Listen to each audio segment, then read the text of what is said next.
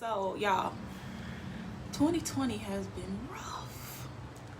Yeah. Has been rough. I,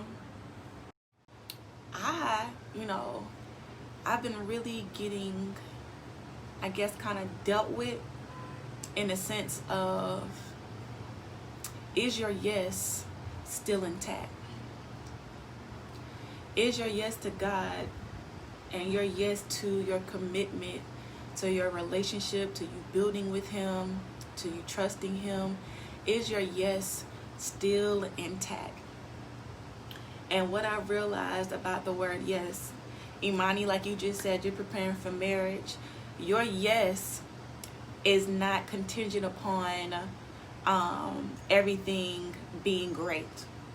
When you think about it, when you're in a committed relationship or a committed, anything, agreement or whatever, your yes cannot be contingent upon everything is going to go smoothly all the time and everything is going to work out just like we planned it all the time.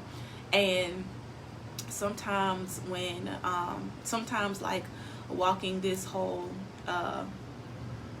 Christian walk, if I can say that, I think that we've been taught that we're supposed to be spoiled by God in a sense, and by that I mean prosperity messages and stuff like that. Not against it at all, but sometimes I think that that's what we're fed a lot, and sometimes we take that to heart, and then when things don't manifest the way that preachers or people who give the word said it would, and times like these hit, we're trying to figure out how to survive, because the church loves to run the scripture, you said I would be the head and not the tail, right?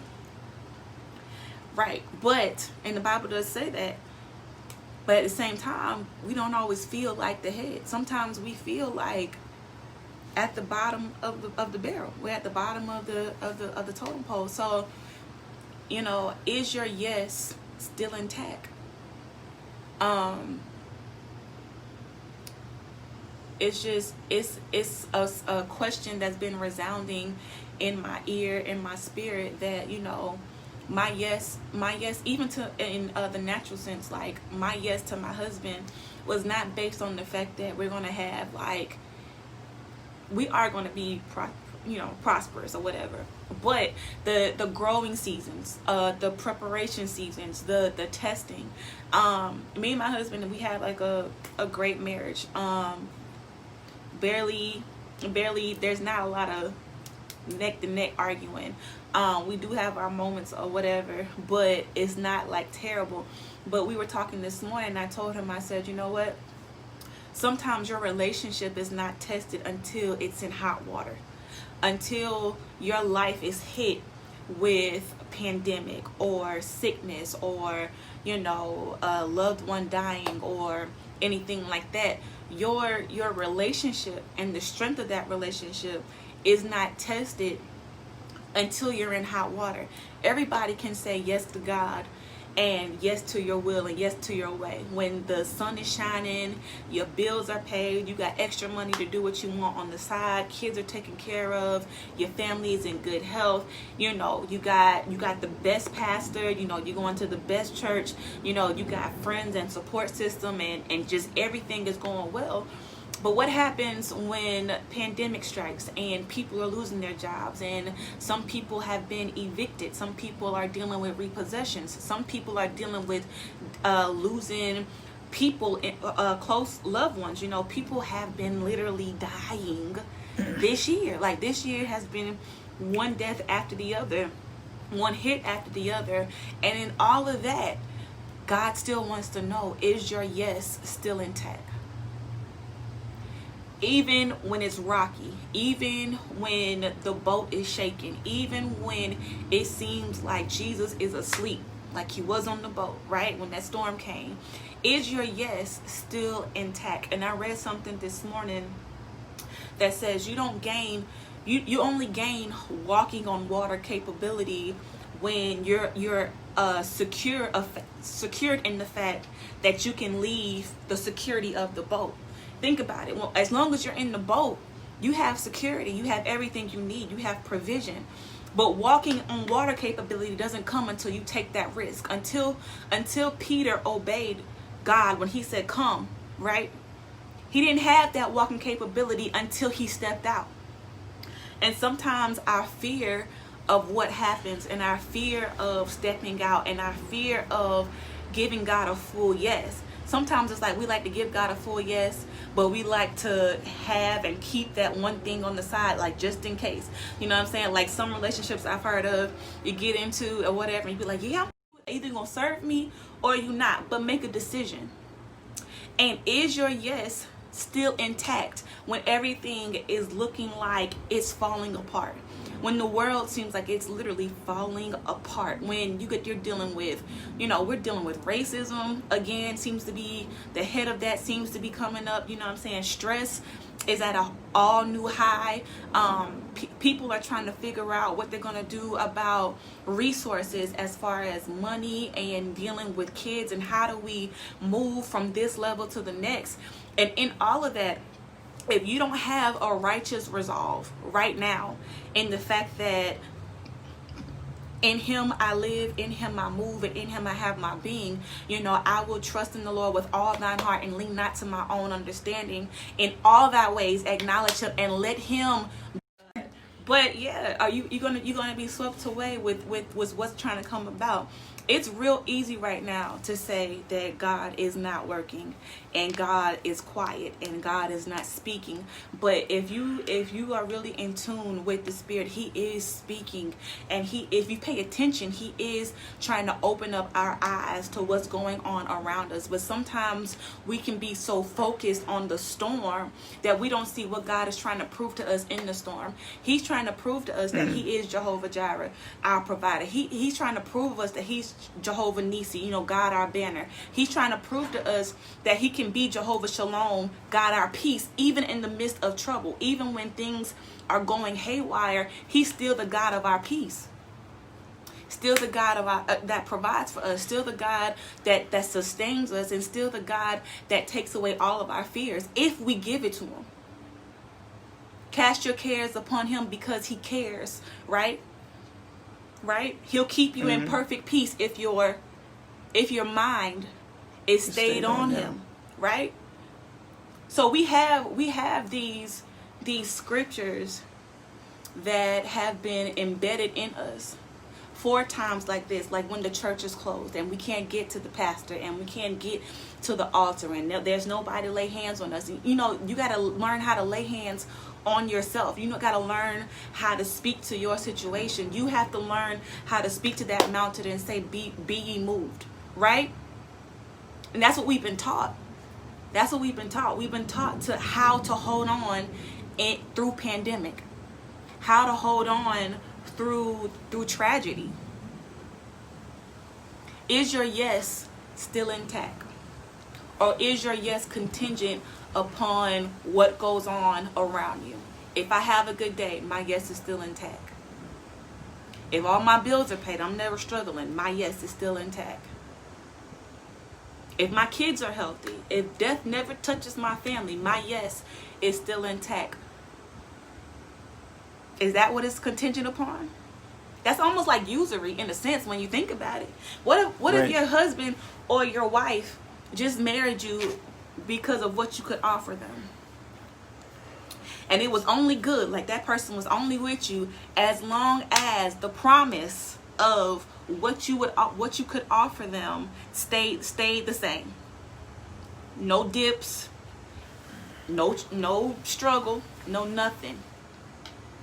That's usury in a sense. So why do we take that same approach when it comes to our walk with Christ? Like why do we and I do understand, because we're talking about the God that has all power, right? Rose from the grave in 3 days, all power in his hand. All glory and honor belongs to him. He owns the cattle on 1,000 hills. That's our Father. That's the one that we're talking about. That's the God that we serve, right? But why would you make me suffer? Why would you make me suffer? Didn't Jesus suffer? The cross wasn't easy to bear. The cross wasn't easy for him to go through. The cross wasn't easy for him to take. Even in the Bible, it says that even Jesus had a moment. He said, God, if it be thy will, take this cup away from me. That's what he said. But then he thought about the glory that would come from him doing that. He thought about you and I. He thought about the people that would be saved. He thought about what would happen if he did not.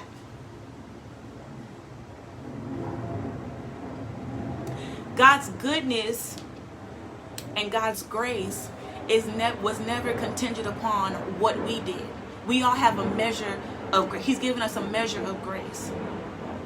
Knowing everything, every mistake, every disobedient act, everything that we would do, every self-doubt, every fear that we would give into, he took on the cross knowing everything. So his yes to us wasn't contingent upon us obeying him wholeheartedly. His yes to us was contingent upon his love for us. Mm-hmm. So is your yes still intact even now? And it's something to think about. It's something to ponder. Do we all have struggle? Yes. Do we want to struggle? No. And that's just reality. Do you feel that God is... Oh, sorry.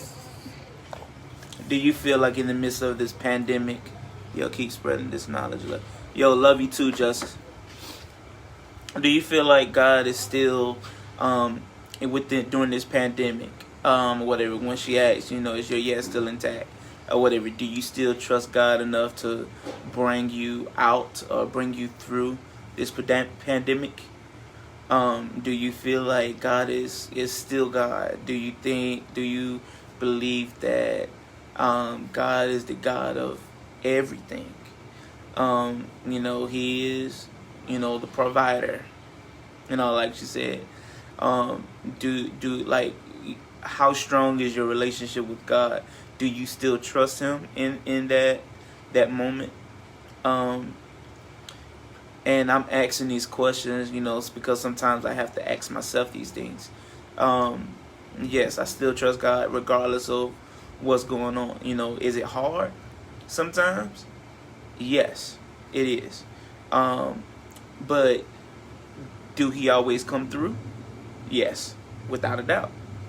No matter what you're going through or whatever the case may be, God is able to do exceedingly and abundantly more than you can ever ask for him or think. To do. So just keep faith, keep strong. If I didn't trust God before, I definitely trust him now. That's the biggest thing I gained from this pandemic. Faith in God. Yeah, CJ. But yeah, same here. I still, to this day, trust God through everything. Even from, living in South Carolina to moving, a whole different time zone or whatever. I've learned to trust God even more within this season than I have ever before. And I'm a witness that, he will come through, because he always do, keep faith. If you're having a bad day or whatever, just, talk to God or whatever, just leave all of your troubles to him, put all of your trust in him. And I promise you there will be better days. So, that's, my part of Monday encouragement, keep the faith, have trust in God. There are benefits to, trusting God.